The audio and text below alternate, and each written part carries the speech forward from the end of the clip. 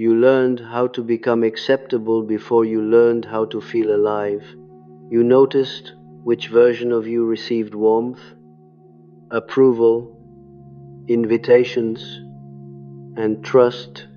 Then you strengthened that version until it could enter any room without causing discomfort.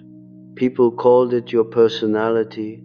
You rarely noticed how much of yourself had to remain outside. You know how to become readable to other people. Your face softens before disagreement becomes visible. Your voice becomes calm when something inside you wants to object. You remember what matters to everyone else and offer the response the moment requires. Acceptance seems to arrive naturally, yet your body knows how much preparation it costs. Perhaps you have been praised for being thoughtful, composed, responsible, or easy to understand. These qualities may be real. The difficulty is not that your public self is a lie. The difficulty begins when one useful arrangement becomes the only form of you that receives permission to exist. The persona, in Jungian terms, is the face through which we meet the social world. Everyone needs one. It helps us work, cooperate, communicate, and belong. Yet the persona becomes dangerous to inner life when it stops being something you use and becomes something you must remain. Even when no one is watching, you may notice the cost after an ordinary conversation. Nothing openly hurtful occurred. You listened, responded warmly, and left the other person feeling understood. Later, however, a strange vacancy follows you home. Your jaw remains tight. Your chest feels distant. You cannot identify what went wrong because the interaction was outwardly successful. That emptiness is easy to misinterpret. You may call it tiredness, ingratitude, social exhaustion, or another failure to appreciate the people who care about you. But exhaustion is not always caused by giving too much energy. Sometimes it comes from keeping too much of yourself absent, while your body remains physically present. This is the first reversal the persona resists. You are not empty because you have nothing inside you. You feel empty because so much inner material has been prevented from entering the life you actually live. Desire, irritation, uncertainty, appetite, grief, and preference have not disappeared. They have been denied representation. Acceptance once seemed to answer the central question: if people welcomed you, respected you, relied on you, or described you as good, then surely you were living correctly. Yet acceptance can confirm only the person who appears. It cannot reach what has never been allowed to stand in the room. You may therefore be surrounded by people who genuinely appreciate you and still feel strangely unknown. Their affection is not necessarily false. They may love everything they have been permitted to encounter. The loneliness comes from knowing, without admitting it, that the encounter has been carefully managed by the part of you responsible for belonging. Notice how quickly the management begins. Someone asks what you want, and your attention moves toward what would inconvenience them least. Someone disappoints you, and your mind starts constructing an explanation for their behavior. Someone praises your strength, and your mouth produces gratitude, while something quieter inside you wonders whether strength is the only thing they can love. The reaction often arrives before conscious thought. Your shoulders lift when a request is made. Your breath becomes shallow while you search for the acceptable response. Even when you eventually say no, you may surround the refusal with so much reassurance that the other person never has to feel the full reality of your separate will. You may have called this kindness. Much of it may indeed be kind, yet kindness can acquire a second function. It can become the method by which you prevent your difference from threatening connection. You do not merely care about the other person. You quietly regulate how much of you they must confront. The hidden bargain is difficult to see because it has rewarded you. The persona made relationships smoother. It reduced conflict. It allowed you to become dependable in work, family, friendship, and love. When others became uncertain, your consistency reassured them. When a situation became awkward, your social intelligence restored order.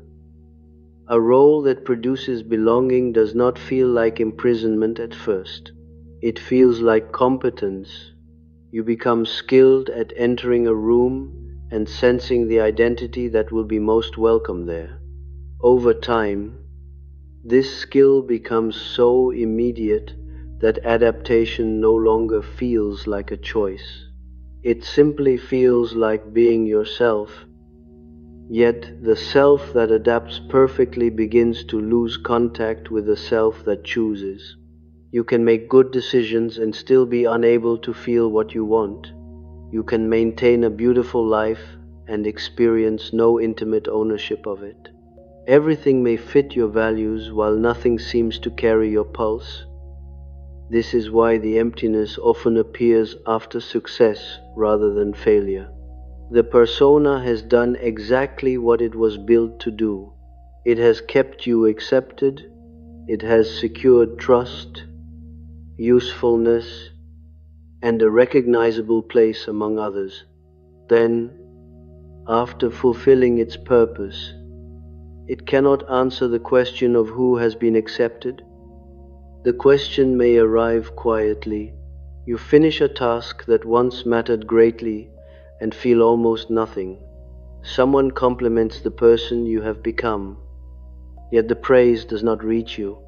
A relationship remains stable, but your presence inside it feels increasingly faint.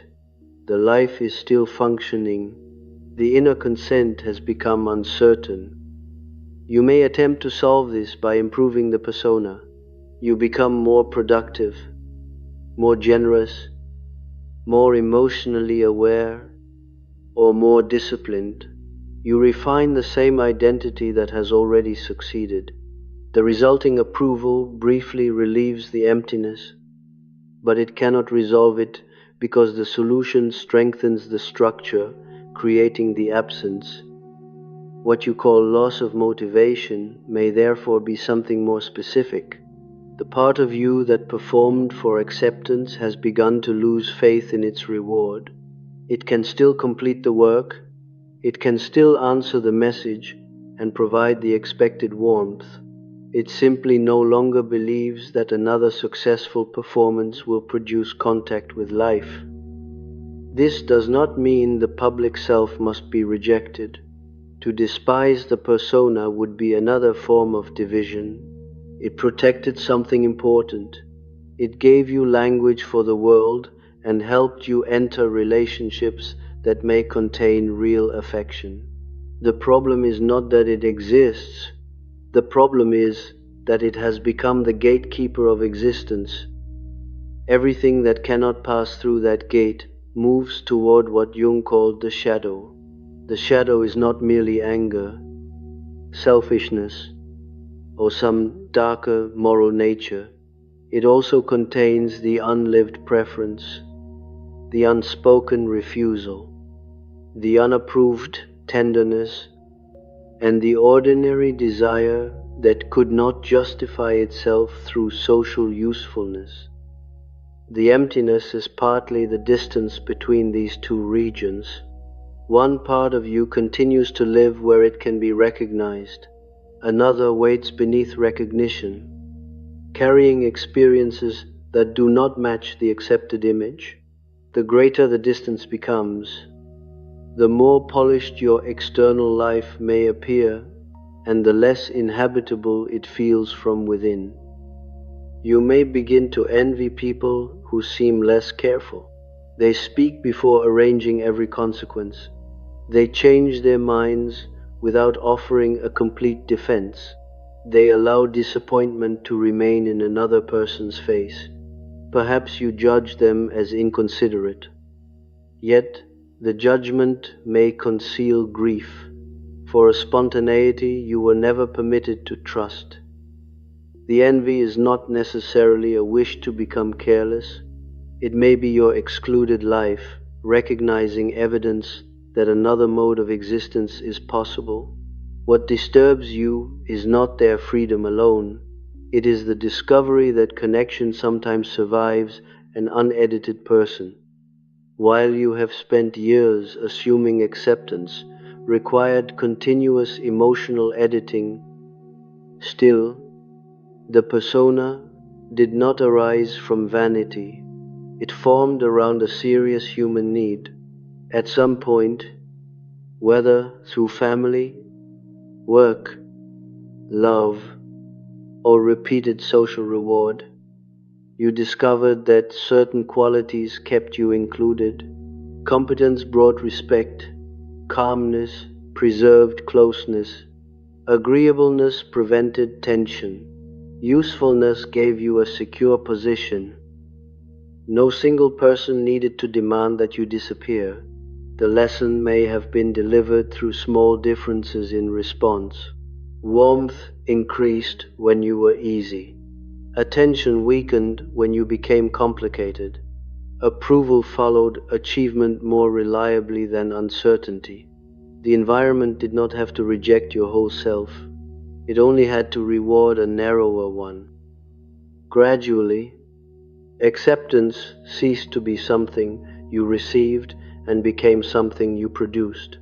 You learned to create it through correct behavior. This gave you a kind of control.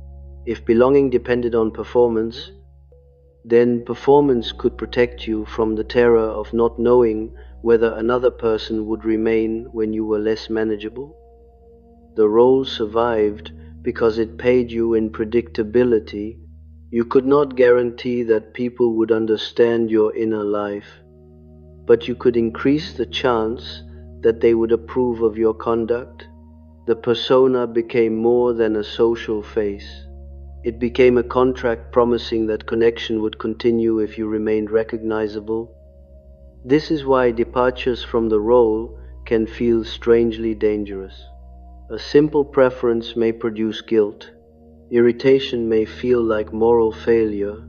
Rest can seem like evidence that you are becoming unreliable. The smallest unperformed moment threatens not only your image, but the old contract through which acceptance has been secured. You may even fear that beneath the persona there is no coherent person at all. When you stop responding automatically, silence appears.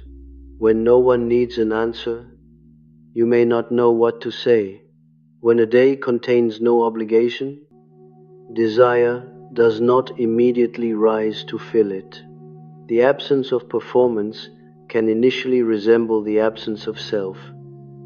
Yet silence does not prove that nothing is there. It may reveal how rarely the unperformed self has been asked to speak. Preference weakens when every choice begins with consequence. Desire becomes faint when it must constantly explain its usefulness. A neglected inner life does not return on command merely because the persona has become exhausting. The deeper conflict is not authenticity against deception. It is belonging against full participation in your own life. The persona preserved connection by presenting what others could easily receive. The cost was that you also learned to approach yourself as an audience, approving certain experiences and withholding recognition from the rest. That is why the emptiness can persist even in solitude. You may leave the room and continue performing internally. You evaluate your feelings before allowing them. You question whether your disappointment is fair, whether your longing is sensible, whether your anger is justified. The social audience has been absorbed into the way you witness yourself. What keeps you accepted, then, is no longer merely a face shown to others. It has become an inner authority deciding which parts of you deserve admission. The emptiness begins where that authority succeeds too completely. It belongs to a structure you did not consciously choose, but learned to protect as though belonging itself depended upon it.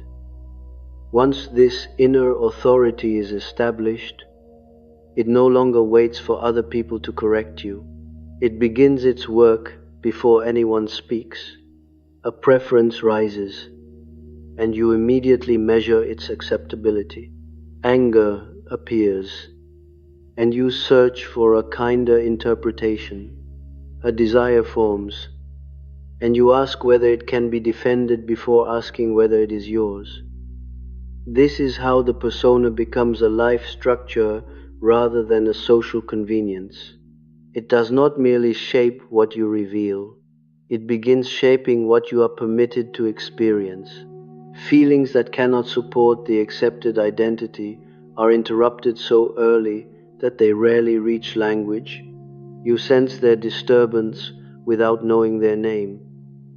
At work, this may appear as competence that has lost all proportion. You anticipate problems no one assigned to you. You notice what others overlook and quietly prevent disorder from becoming visible. People trust you because you make difficulty disappear.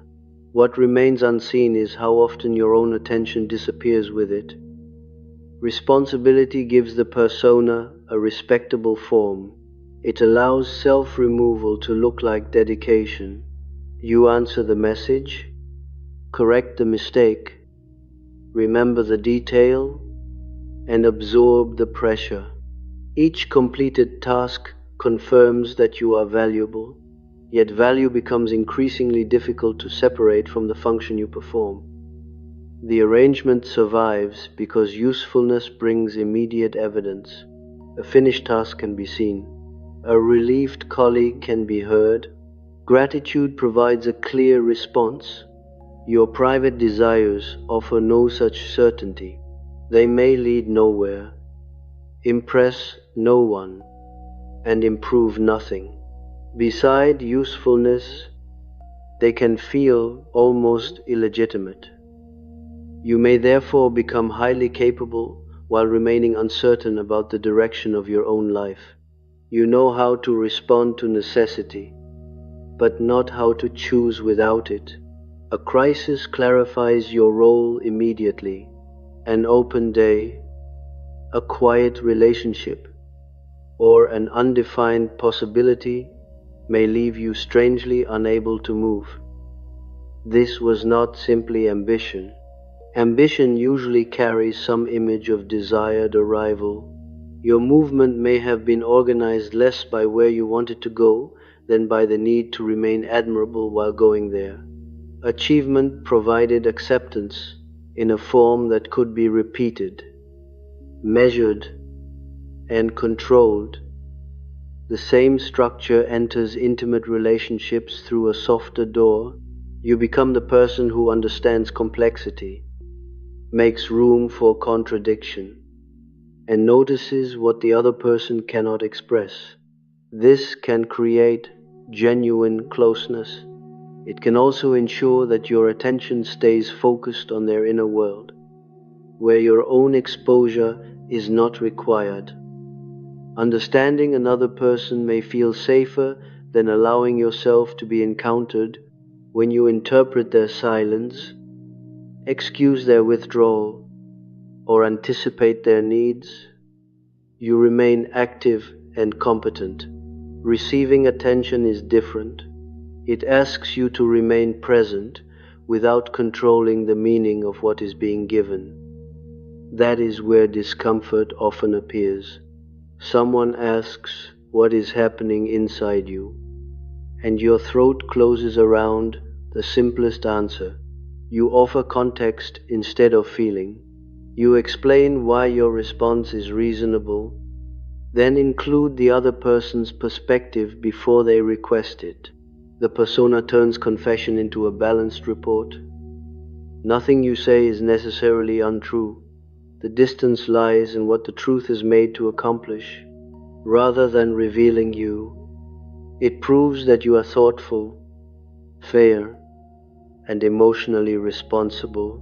Even vulnerability can be arranged so carefully that the accepted identity remains untouched by it.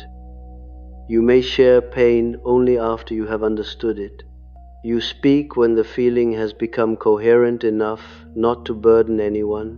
Raw confusion stays hidden until it can be translated into insight. Others may experience you as open because you describe yourself eloquently, while the unfinished person remains unavailable. This is a subtler form of emptiness. It is not silence, secrecy, or obvious emotional withdrawal. It is the experience of being accurately described without being directly met. You can tell someone what happened and still protect them from the living uncertainty of what it is doing to you now. The persona therefore does more than preserve approval. It protects you from dependence upon another person's capacity to receive what has not been prepared. If you present only what is coherent, useful, and considerate, then rejection can be managed. The unedited self never has to discover whether it would have been welcomed. This protection is intelligent. It remembers that acceptance feels safer when it can be earned. Earned acceptance gives you instructions. Be reliable, be perceptive, be calm, be generous. The uncertainty of unconditional regard is harder because there is no performance with which to secure it. You may distrust affection that arrives without a clear reason. Praise for your work is understandable. Gratitude for your help makes sense. But someone enjoying your presence when you have offered no service may leave you suspicious.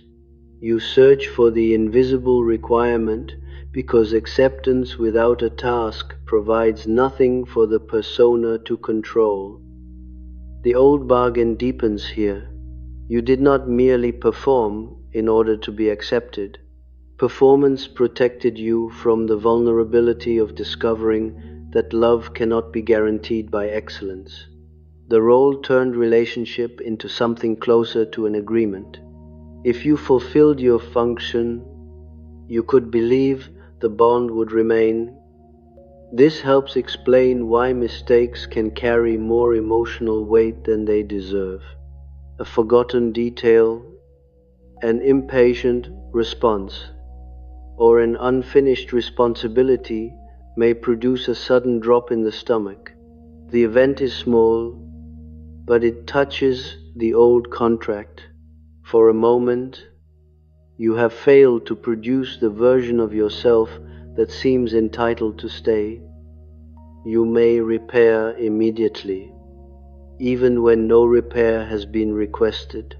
You explain, compensate, offer more, or become especially attentive. The purpose is not only to correct what happened, it is to restore the accepted image before anyone has time to revise their understanding of who you are. Over time, the personality organizes itself around preventing that revision. Spontaneity becomes risky because it might reveal contradiction. You may be warm but also need distance, loyal but capable of resentment, competent but sometimes unwilling, loving but unable to continue giving in the same way. A living personality contains these tensions. The persona prefers consistency because consistency is socially legible. It edits away whatever complicates the established character. Eventually, other people may know exactly what to expect from you, while you become less certain what might arise if expectation were removed. This is why changing one small behavior can feel like becoming another person. You delay an answer, leave a task unfinished, or admit that you do not know. The action itself is ordinary, yet it unsettles an identity built from being dependable, prepared, and emotionally clear.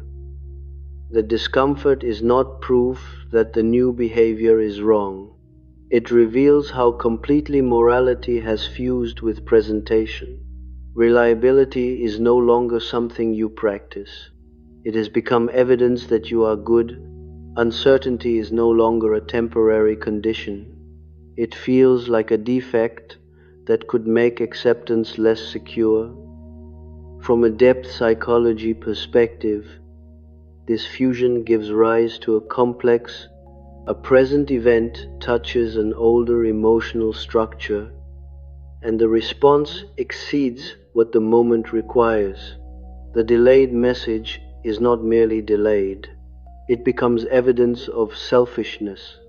The refusal is not merely a refusal, it threatens the entire identity through which belonging has been maintained. The complex does not announce itself as history, it speaks in the language of the present. It tells you that this person will be disappointed, this opportunity will disappear, or this relationship will change if you stop performing correctly, because some consequences are possible. The deeper fear remains difficult to distinguish from ordinary consideration. You may indeed disappoint people. The persona was built partly because social life has real demands. Work requires reliability. Relationships require care. Communities depend on restraint and cooperation. The question is not whether these obligations matter. It is whether every obligation must be answered by the disappearance of your inner difference. When responsibility becomes the only acceptable form of participation, choice vanishes beneath duty. You continue doing what matters, but no longer know whether you are consenting. Resentment may begin to appear, not because the work has no value, but because your willingness has never been allowed to become visible as a separate fact. The shadow enters through this resentment. It carries the know that your public identity could not speak. It also carries the wish to be cared for without first becoming deserving. Because these wishes contradict the accepted self, they may appear indirectly as fatigue, detachment, irritability, or fantasies of disappearing from every demand. You may judge these reactions harshly. The more generous your persona appears, the more shameful resentment can feel. You tell yourself that good people do not calculate what they give, yet the calculation often begins only after giving has lost contact with choice. The shadow counts what consciousness refuses to acknowledge. This does not make your generosity false. It means generosity was asked to carry more than generosity can bear. It had to express affection, secure belonging, prevent conflict, prove goodness, and protect you from being seen as difficult. A virtue became overloaded with the work of preserving an identity. Other people may unknowingly reinforce this architecture. They come to you because you are steady. They trust your judgment because you rarely expose uncertainty. They praise the very qualities that are exhausting you. Their appreciation may be sincere, yet sincerity does not reveal the hidden cost of what they appreciate. The persona then receives confirmation from every direction. Work rewards competence. Relationships reward availability. Family remembers the one who can manage. Even your own self-respect may rise when you perform the role well. The arrangement does not survive through pain alone. It survives because much of your visible life has been built upon its success. This is why emptiness creates such confusion. It appears inside a life that may contain love, achievement, and respect. There is no obvious disaster to explain it. The external evidence says the identity is working. Only the absence of inward participation suggests that something essential has stopped agreeing. You may search for a new goal, a new relationship, or a more meaningful responsibility. Yet, if the same inner authority chooses them, the structure remains unchanged. The setting differs, but acceptance is still produced through performance. The new life becomes another place where the persona can succeed without allowing the whole person to arrive. What has been postponed is not a perfect hidden identity waiting to replace the public one. It is the capacity to participate without first becoming acceptable. That capacity may have had little practice. It includes preference without defense, feeling without immediate interpretation, and presence that does not need to justify its place. The difficulty is that this unlived material cannot enter without disturbing the structure that kept you connected. A real preference may inconvenience someone. An honest uncertainty may weaken their image of your competence. An unedited feeling may ask more of a relationship than the persona has ever permitted it to carry. The emptiness has therefore become more than an unwanted feeling. It is the point where the old reward no longer compensates for inner absence. Acceptance still matters. The persona still functions. Yet something beneath it has begun refusing a life in which belonging requires continuous permission from an internalized audience. You did not consciously design this division. It formed through repeated exchanges between approval and restraint, usefulness and recognition, connection and self-editing. By the time the cost became visible, the arrangement had already entered your work, your love, your morality, and the private way you decided what you were allowed to feel. Once the arrangement becomes visible, you cannot simply remove it. The persona is woven into the ways you work, love, speak, and judge yourself.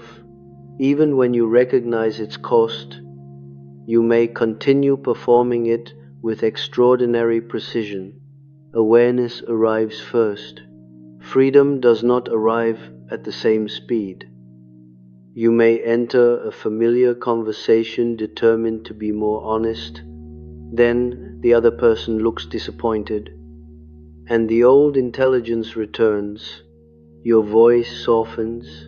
Your objection becomes an explanation.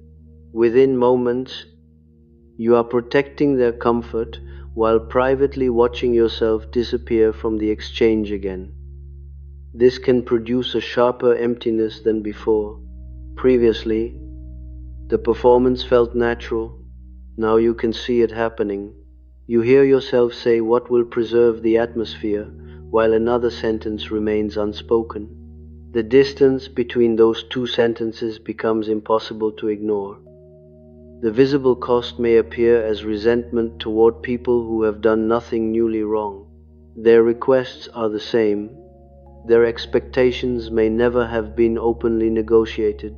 What has changed is your ability to remain unconscious of the effort required to meet them. The familiar role begins to feel heavier because you can finally feel yourself carrying it. Resentment is often judged as evidence that love has weakened.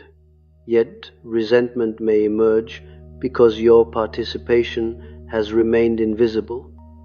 Even to you, you believed you were freely giving what had actually become compulsory. The feeling arrives when generosity begins recognizing how little choice it was allowed to contain. At first, you may direct the resentment entirely outward. You notice who interrupts you, who assumes your availability, and who praises your strength while overlooking your fatigue. These observations may be accurate, yet they are not the deepest layer, because other people could rely on the persona only after you had learned to offer it as your most dependable form. This is where the shadow complicates innocence. You did not create the need to be accepted, and you did not consciously choose the conditions that shaped your role. Still, the persona eventually gave you something beyond belonging. It gave you influence over how other people were permitted to experience you. By remaining composed, you controlled the amount of disorder that entered the relationship. By anticipating needs, you reduced the chance of being confronted with disappointment. By understanding everyone first, you occupied the position of the one who sees clearly while remaining difficult to see. The role concealed you, but it also protected you. Perhaps being accepted felt safer than being known. Acceptance could be produced by qualities you had practiced. Being known required another person to encounter what was unfinished, contradictory, and beyond your own management. The persona limited your life, yet it also prevented intimacy from reaching the places where rejection would have mattered most. This does not turn self-concealment into blame. It reveals why the role cannot be abandoned through anger alone. Some part of you still believes the persona is the only reliable negotiator between inner life and human attachment. When that negotiator steps back, exposure arrives before relief. You may feel this when someone offers care. Their attention moves toward you without requiring competence, and your body becomes strangely alert. Your shoulders stiffen, your mind searches for a useful response. Instead of receiving the moment, you begin planning how to repay it and restore the familiar balance. Giving allowed you to remain active. Receiving asks you to tolerate not knowing what the other person expects, how long their care will remain, or whether your need will alter their opinion of you. What appears to be modesty may contain a deeper refusal to place your unguarded dependence inside another person's hands. The persona therefore keeps you empty not only by suppressing desire, it also prevents experiences from entering deeply enough to nourish you. Praise touches the role. Care reaches the version of you that can accept it gracefully. Affection is received, translated, and often repaid before the unperformed self can discover what it feels like to be held in mind. You may wonder why love never seems sufficient. The answer may not be that others have always failed to give enough. Some relationships may indeed have lacked depth, but even genuine affection cannot reach a self that appears only through carefully approved forms. What is concealed cannot be comforted by being admired. This recognition can bring grief because it changes the story of your loneliness. You may have believed that no one was capable of seeing you. Sometimes that was true. At other times, people were offered access only to the identity designed to keep their response predictable. They met the person you could risk presenting. The shadow carries the sorrow of this participation. It knows that concealment protected attachment while ensuring that attachment remained incomplete. It knows you wanted to be discovered and also arranged yourself so that discovery would not become too dangerous. The contradiction is painful because both sides were trying to preserve something essential. One side wanted closeness, the other wanted control over the terms of closeness. One wanted to be loved without performance. The other could not trust love that had not been secured by performance. The emptiness grew between these wishes, each of which believed it was protecting your place among other people. As the division becomes conscious, ordinary interactions may feel exhausting. You notice how often you smile before you know whether something is welcome. You feel your mouth preparing reassurance while irritation moves through your chest. The reaction has not disappeared, but it no longer passes unnoticed. This awareness may make you less fluent for a time. Answers take longer. Familiar warmth does not arrive on command. You may sound uncertain because you are waiting to discover what you actually think. Others may experience the pause as distance, while you experience it as the first moment in which your response is not decided entirely by expectation. Yet the pause can feel unbearable without the persona's immediate guidance. Several responses may exist at once. You may care about someone and not want to help. You may understand their pain and disagree with what they are asking. You may wish to remain close while refusing the version of closeness they recognize. The old identity preferred cleaner moral categories. Kind people helped. Loyal people remained available. Mature people controlled their reactions. Once these qualities become less compulsory, you may fear becoming their opposites. The mind imagines coldness because it has little experience of care that includes a separate will. You may then return to the persona with renewed intensity. After one uncomfortable refusal, you become unusually generous. After revealing irritation, you offer an elaborate apology. The role returns not because recognition failed, but because the guilt produced by difference still carries the emotional force of possible exclusion. Guilt is especially persuasive when no one openly rejects you. A slight change in tone may be enough. A delayed response, a disappointed expression, or a shorter message can awaken the old structure. Your stomach drops before evidence is available. The persona interprets uncertainty as a command to restore acceptance. You may call this empathy because you detect the other person's reaction quickly. Yet sensitivity and obedience are not the same thing. You can accurately perceive disappointment without being required to erase it. The difficulty is that your identity was built around preventing such feelings from remaining in the space between you. Allowing another person to be disappointed can therefore feel more intimate than pleasing them. It reveals that two different wills exist in the relationship. Their feeling remains theirs. Your preference remains yours. Neither is immediately absorbed into a performance of harmony. The separation is small, but psychologically unfamiliar. The persona experiences this difference as failure because its purpose was not merely to support connection. Its deeper task was to remove uncertainty from connection.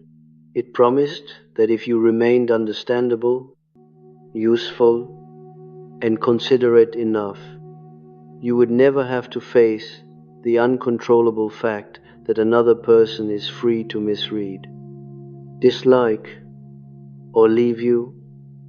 No persona can fulfill that promise.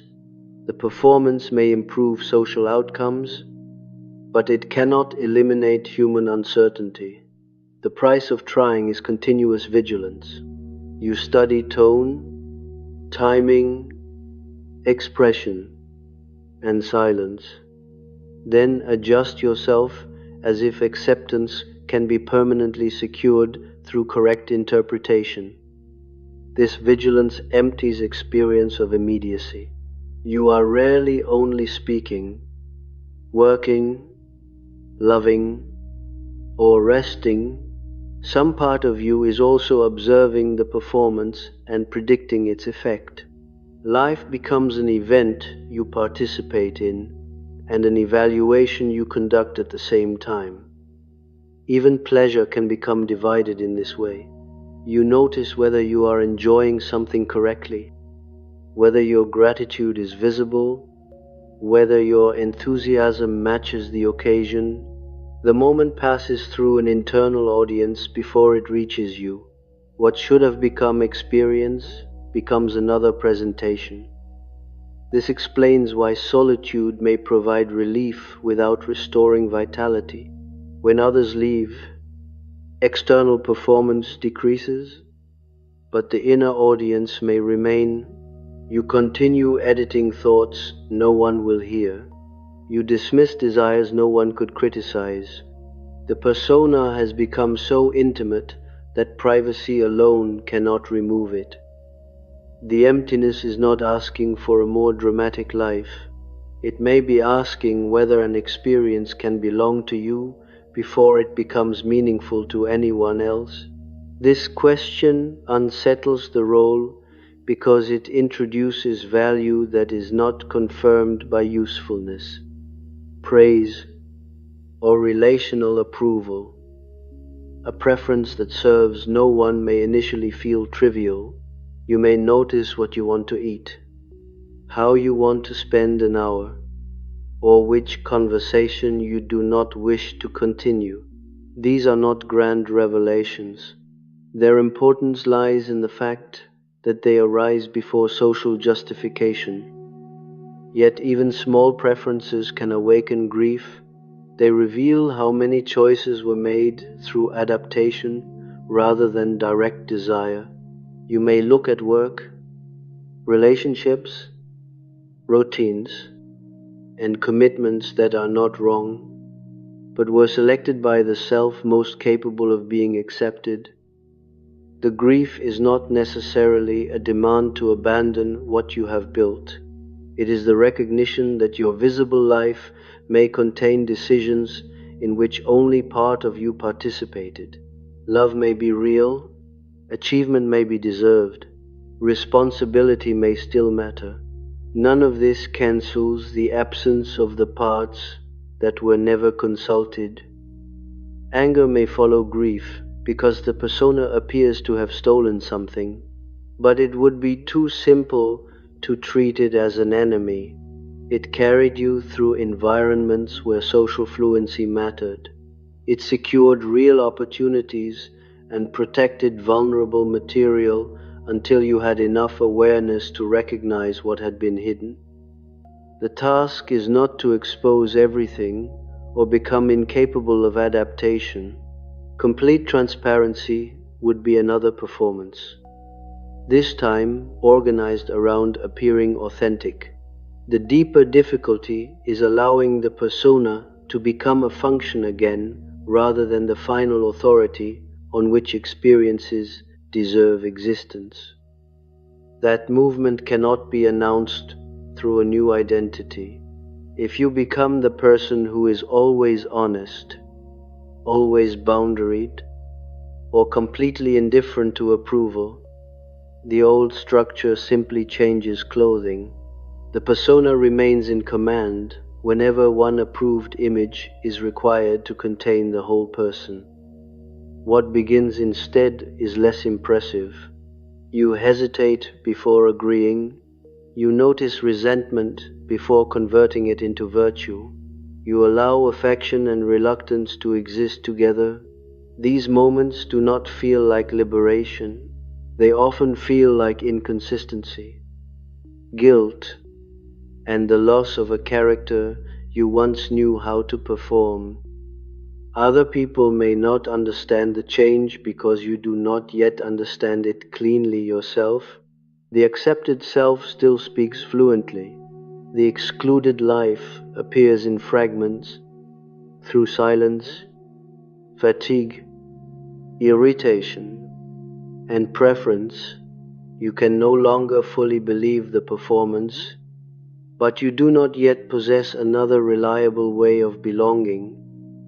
That uncertainty becomes visible to other people before it becomes familiar to you. They notice the delayed answer, the unfinished explanation, the moment when your face no longer rearranges itself to protect the atmosphere. Nothing dramatic has happened, yet the rhythm through which they recognized you has begun to change. Some will ask whether something is wrong. Their concern may be sincere. You have always been responsive, composed, and easy to approach. When these qualities become less automatic, the absence can resemble withdrawal. They do not see an excluded self appearing. They see the dependable person becoming difficult to predict. Others may say that you seem different. The words can sound neutral, but your body hears the older question beneath them. Are you still the person we know how to accept? Your neck stiffens. An apology rises before you have decided whether anything requires repair. The persona may rush forward to reassure them. You explain that you are tired, busy, or simply thinking more than usual. These explanations may be true, but they can also restore the old arrangement by making your change temporary. Everyone is relieved because the familiar identity has not truly been questioned. At times, you may want that relief as much as they do. It is exhausting to remain inside a change that has no clear social language. You are not rejecting everyone. You are not becoming indifferent. You are discovering that affection and automatic adaptation were never the same.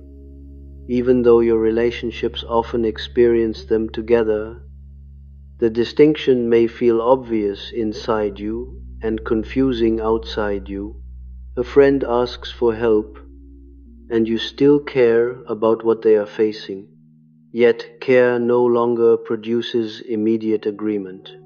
The pause between compassion and action becomes visible, and both of you must confront the fact that your attention is not an unlimited public resource. A partner may miss the ease with which you once absorbed tension. You used to recognize discomfort early, soften your own position, and help both people return to harmony. When you stop performing this repair alone, the relationship may feel less peaceful. What has disappeared, however, is not necessarily peace. It is invisible management. This can expose how much stability depended on your self-editing. The discovery does not prove that the relationship was false. Real affection may have existed within an unequal arrangement. Someone can love you sincerely while remaining accustomed to a version of you that asks very little of their capacity to tolerate difference. Their discomfort does not automatically mean they oppose your growth. They may simply be meeting a reality the persona prevented them from encountering. They must now learn that your kindness can include refusal, your loyalty can include limits, and your love does not guarantee that every tension will be dissolved by your effort. Some people will adjust. They may become curious after their first confusion. They may ask again and remain present when your answer is less polished. Their willingness will not always look graceful. They too must lose an interpretation of you that made the relationship easier to understand. Others may continue addressing the role even while speaking to the person. They praise your old patience when they want greater access. They remind you how reliable you have always been when your availability changes. They may not intend to manipulate you. They are using the only map of the relationship they possess. You will feel the force of that map in ordinary moments. A familiar request appears on your phone, and your fingers hover above the reply. The expected answer is clear. What you actually feel is quieter and less complete. For once, the delay is not indecision. It is the time required for another part of you to become audible. The answer may still be yes. Recognition does not require refusal for its own sake. The difference is that agreement now contains participation. You notice whether willingness is present, whether resentment is already forming, and whether the response is being offered freely or purchased with fear of disappointment. Sometimes the answer will be no, and the refusal may sound less confident than the persona would prefer.